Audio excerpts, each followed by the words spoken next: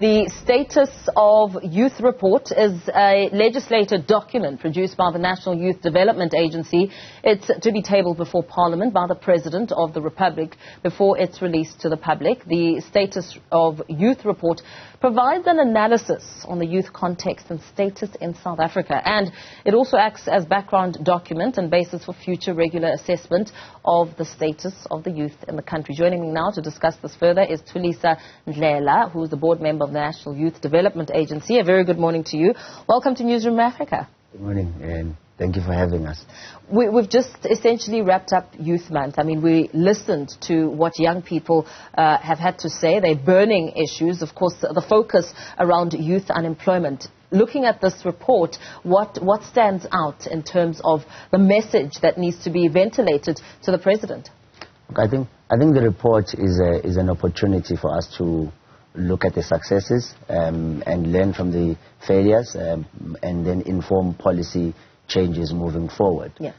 Of importance for me in the analysis around the many other issues that come out is the number of young people in urban areas versus young people in rural communities.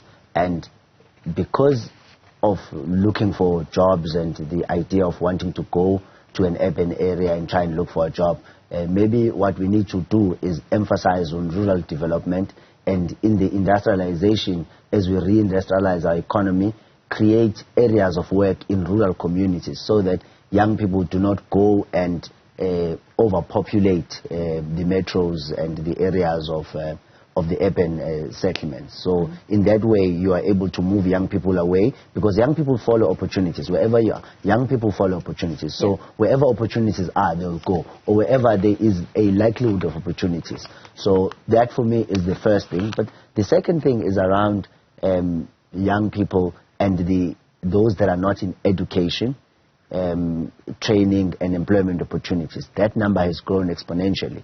And I think from a policy point of view, what that report highlights is the need for our reindustrialization policy to target young people insofar as skilling them with skills as early as grade 10, because now you can leave school at grade 10 and go for vocational training. So I think that is where the report is guiding us from a policy point of view to be able to start dealing with those kind of interventions insofar as making sure that young people get the skills that will allow them to be economically active. I suppose one of the big challenges that has really been spoken to over the past few years is making vocational training attractive to young people, because the assumption is that, you get a university degree and that opens you up to better opportunities. But there's also a pot of gold, I suppose, in vocational training. Yes, indeed. Indeed, the careers of, when we do together with the Department of Higher Education, career guidance, roadshows across the country, we emphasize quite a lot on the careers, on the career opportunities that are available when you do vocational training. So it's very important for young people to understand that. But I think the biggest issue is with young people that are not in education and in employment and training, is that they are not economically active. And what is supposed to be an advantage for South Africa with having a young population now becomes a disadvantage, because these people are not being used to their potential. So it's important for us, as we reindustrialize, to look at the vocational careers and be able to make those popular and make those attractive and make those known to young people, because some of the issues are around access to information. Not just that people don't know, people just know you need to be a teacher, a nurse, a psychologist, the vocational trainings, careers, the information around that is not exposed to young people. So that is what we try and do when we do these roadshows with the Department of Higher Education, insofar as getting young people, particularly in schools, to be able to choose the right kind of subjects and then transition into vocational training. What myths do you think need to be demystified when it comes to vocational training and the assumption around what that means if you go and, for instance, study to become a plumber? Yeah, I think the biggest problem is that we believe that careers where wearing a white shirt and a tie are not prestigious and they don't pay as much, which is not the case, boiler making and many other careers, we do pay more than some of the careers that are office-based. So it's important that we deliver this message to young people, particularly in schools, insofar as getting them to understand that these careers are also prestigious and they could also deliver earning opportunities that are what they desire. You say that what you found is that a lot of young people are not active within the economy. When it comes to poverty levels and the proportions that you found, what was that breakdown like? In terms of poverty levels, we find that young people, within the group of young people between 15 and 35, about 52% of them are males, are young males, and then the balance are young females. And you do find that in child-headed households, there are more child-headed households in urban areas than in rural areas, which then speaks again to the migration issue I spoke about earlier, to say young people, because they are following opportunities, they now then end up in in households that are child-headed. Of the 17 million households that are in South Africa, the ones that are headed by people below the age of 18 are majority headed by young boys than when you compare them with young girls. And looking at youth attendance at educational facilities, what were the disparities there, looking at race and gender? Look, the levels of dropouts, particularly in basic educations, remain alarmingly high amongst the black Africans, followed by your coloreds, and then the least being amongst the white population.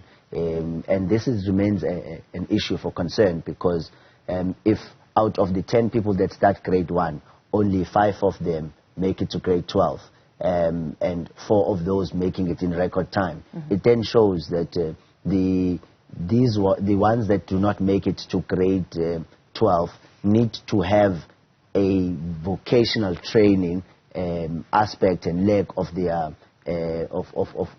development, in order to make sure that there's no young person left behind, because we might not all make it to grade 12, but it's important for even those that don't make it not just to be dropouts and remain economically inactive, for them to get vocational skills and then be able to be economically active. And some must be able to even do entrepreneurial activities, because the other missing link in this conversation around the development of young people is the need for young people to, those with business ideas, to be entrepreneurial. Because if you could have a startup company, 3 or 4 people, it employs 3 or 4 people, has a definite clientele. Once you can multiply those, then you start getting a dent insofar as decreasing the unemployment numbers. I suppose some of the red tape, as you speak about entrepreneurship and what young people have ventilated, is access to funding. I mean, it's all very well to have a brilliant idea, but then have to encounter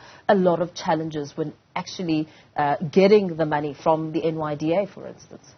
Well, our systems in the NYDA now are fully automated, in the sense that we no longer do paper-based applications. And the reason for that is we want to be able to trace how long it takes in the system for a young person to apply to the point of when them being given finance. But the reality is, the NYDA, with our available resources, we are not going to be able to finance everyone who has a good idea in the same fiscal year. So obviously some people will have to be financed in the next fiscal year, because we get a defined amount of resource to be able to do that. So it's not necessarily that we do not want to, but it's a limitation of resources. And we continuously engage with government, in particular the National Treasury, around the need for them to augment our resources. And we do try and engage with partners, private sector partners, insofar as some of our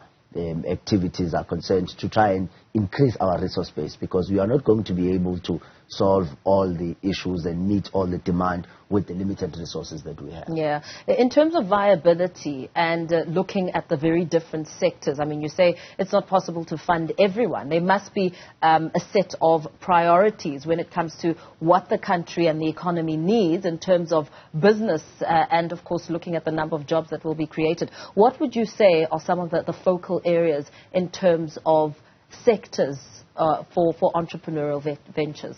The NYDA board took a position to encourage young people to enter specifically two sectors. One, agriculture for food security, and the second one being IT, information technology, and all the other related fields, activities around that. So businesses in those two areas are prioritized, but obviously any other business, as long as it will create jobs, it will also receive support within the available resources.